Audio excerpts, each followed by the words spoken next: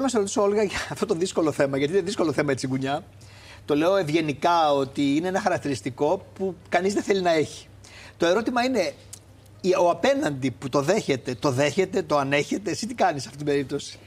Ευτυχώς, δόξα τω Θεώ, στο άμεσο περιβάλλον μου δεν έτυχε να είμαι με έναν άνθρωπο που να είναι εξαιρετικά τσιγκούνης. Από φίλες και φίλους μου το έχω ακούσει κατά εξακολούθηση. Δεν το έχεις ζήσει όμως? Δεν το έχω ζήσει, όχι σε έντονο βαθμό. Γιατί πιστεύεις ότι είναι ένα τόσο δύσκολο χαρακτηριστικό στη ζωή των ανθρώπων? Πιστεύω ότι κάνει τη ζωή του άλλου ανθρώπου που ζει με τον τσιγκούνι άνθρωπο πάρα πολύ δύσκολη. Ανυπόφορη, το πιστεύω. Πιστεύεις αυτό που είπα, ότι δεν είναι μόνο στα λεφτά, είναι και στα συναισθήματα? Έτσι νομίζω, τελικά. Λοιπόν, κυρία Κανελοπούλου, καλώς ήρθατε. Καλώς σας βρήκα. Ψυχολόγος, οικογενειακής σύμβουλος, και είναι ένα θέμα δύσκολο. Είναι δύσκολο και είναι σπάνιο που δεν το έχει συναντήσει η Όλγα, είναι η αλήθεια. Να πούμε βέβαια ότι ο τσιγκούνης, ο παθολογικά τσιγκούνης, γιατί γι' αυτόν θα μιλήσουμε σήμερα, γιατί έχει και βαθμίδες η τσιγκουνιά και η μιζέρια, πολλές φορές δεν φαίνεται. Τώρα όμως, κοιτάξτε, μην μου τα βάζετε όλα μαζί. Μου κολλήσατε δίπλα στη τσιγκουνιά τη μιζέρια.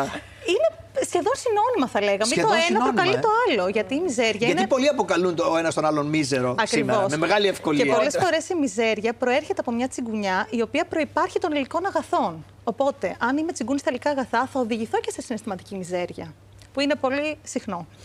Λοιπόν, να ορίσουμε τι είναι ο τσιγκούνης. Θα ξεκαθαρίσετε από την αρχή να μας βάλετε στη θέση μας. Λοιπόν, ορίστε τι είναι ο τσιγκούνης. Ναι. Λοιπόν, ο τσιγκούνης είναι ένας άνθρωπος που δεν είναι οικονόμος, γιατί τον μπερδεύουμε συχνά. Όχι ο άνθρωπος που κάνει οικονομία ή τη σωστή αποταμίευση. Ο τσιγκούνης είναι ένας άνθρωπος που περισσότερες φορές παίρνει και λιγότερες δίνει. Του αρέσει να παίρνει πολλά πράγματα, δεν ικανοποιεί τις ανάγκες του ποτέ. Σχεδόν δεν θέλει να ξοδέψει ούτε καν τα βασικά χρήματα για να ικανοποιήσει τον εαυτό του, πόσο μάλλον τους άλλους. Ένας άνθρωπος που ζει σε ένα δικό του φόβο, σε μια δική του φυλακή ότι θα έρθει οικονομική καταστροφή. Και συνήθως είναι άνθρωποι ζει να με πούμε. αυτή την αγωνία συνέχεια. Συνέχεια. Η αποταμίευση και οι προϋπολογισμοί καθημερινώς είναι το χόμπι του, η δραστηριότητά του. Είναι μονή. Είναι μονή. Δηλαδή θα σε ρωτήσει πώς παίρνεις διακοπές, πώς αξόδεψες τις διακοπές. Έχει κάνει και συγκεκριμένες ερωτήσεις. Ερωτήσεις μόνο γύρω από το χρήμα. Αυτή η κατάσταση δεν έχει να κάνει με το αν έχει κάποιος πολλά ή λίγα λεφτά. Μπορεί κάποιος να μην έχει λεφτά και να είναι τσιγκούνης και πάλι να έχει και να είναι τσιγκούνης. Σωστά. Συνήθως παρατηρείται ότι οι άνθρωποι που έχουν την παθολογική τσιγκουνιά είναι άνθρωποι που έχουν συγκεκριμένη εργασιακή δραστηριότητα και μόνιμο εισόδημα, σταθερό. Είναι άνθρωποι που δεν ρισκάρουν. Δηλαδή, μια ζωή μπορεί να παίρνουν τα ίδια λεφτά, να μην αλλάζουν δουλειά, γιατί φοβούνται μην χάσουν και αυτά που έχουν. Ας σκεφτούμε και τον ήρωα του κινουμένου σχεδίου, τον Σκρούτζ, ο οποίος ήταν ένας άνθρωπος, το λέω συνέχεια, που είχε λεφτά και όμως το λέω χαριτολογώντας, αλλά έχει σημασία. Όλγα, αρκετοί λένε ότι η τσιγκουνιά στην τσέπη, βέβαια μας το απάντησε ότι συνδυάζεται και με τα συναισθήματα, αλλά δεν ξέρω όμως πώς το φανταζόμαστε, δηλαδή πώς γίνεται αυτή η σύνδεση.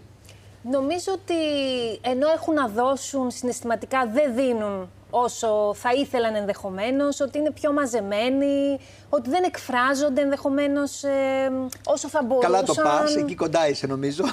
Να ακούσουμε και την επιστημονική εξήγηση. Το λέει πολύ καλά η Όλγα. Η αλήθεια είναι ότι η έκπτωση υπάρχει και στα συναισθήματα όταν κάποιος είναι τσιγκούνης. Αυτός ο άνθρωπος δεν μπορεί να εμπιστευτεί και τον άλλον τα συναισθήματα, πόσο μάλλον να εκφράσει τα δικά του. Πάσχει από ενσυναίσθηση, φοβάται ότι αν πει κάποια συναισθήματα ακόμα και θαυμασμού, αγάπης, θα τον ελέγξει ο άλλος και αυτό θα οδηγήσει στο να χάσει τα λεφτά του. Δηλαδή πάλι οδηγούμαστε εκεί. Πάλι οδηγούμαστε στο κομμάτι ότι θα χάσω και τον εαυτό μου, αλλά και ό,τι έχω, ό,τι κατέχω. Ωραία. Πώς αντιμετωπίζουμε τον τσιγκούνι, για να πούμε και κάτι πρακτικό. Τον αλλάζουμε. Δεν αλλάζουν οι άνθρωποι. Όλγα, οι άνθρωποι δεν αλλάζουν εύκολα. Όχι, ενώ τον αλλάζουμε. Αλλάζουμε. Πάμε παρακάτω. Σύντροφο, ας πούμε, με αυτή την έννοια. Ναι, γιατί εδώ έχουμε μάθει αυτή την εκπομπή ότι οι άνθρωποι δεν αλλάζουν εύκολα. Ή έστω με υποποθέσεις αλλάζουν με κάποιο τρόπο. Κάποιες φορές. Είστε αισιόδοξοι και είστε και ψυχολόγος.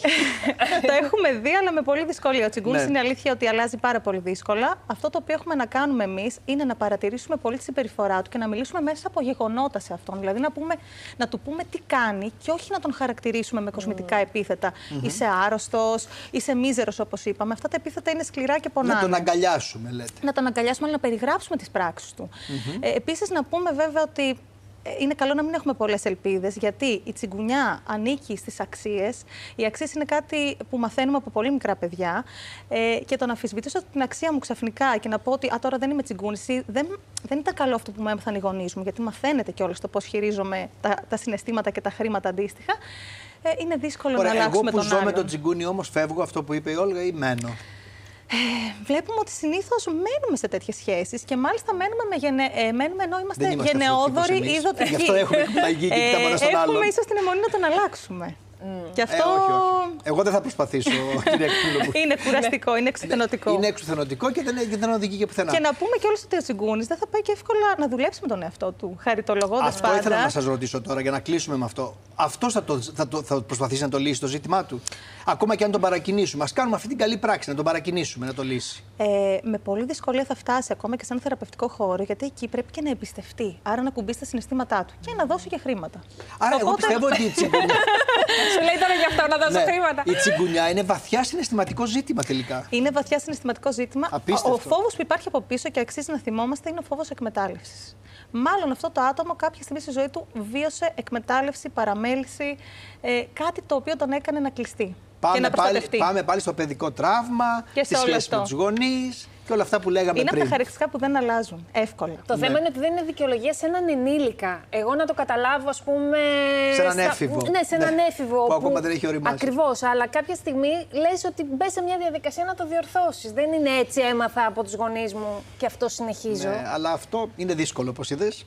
Εμείς δεν θέλουμε να δίνουμε λύσεις για όλα εδώ, γιατί θεωρούμε ότι μας λένε ότι τα λύνετε όλα τα θέματα στην εκπομπή. Όχι. Ας μείνουν και κάποια άλλη. Σας ευχαριστώ πάρα πολύ.